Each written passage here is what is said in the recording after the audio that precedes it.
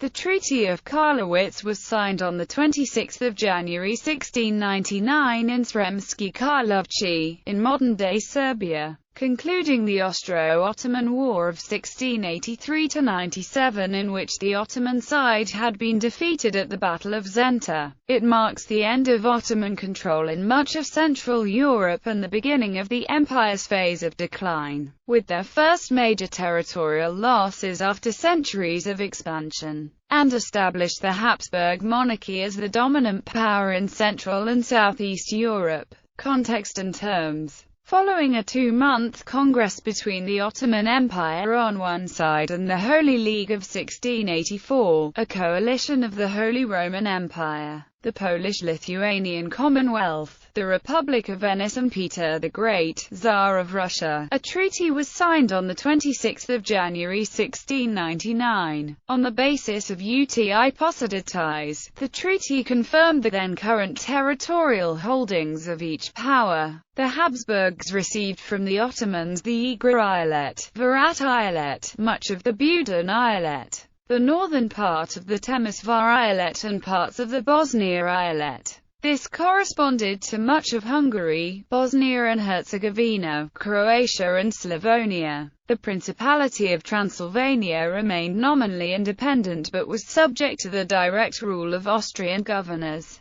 Poland recovered Podolia, including the dismantled fortress at Kamenets.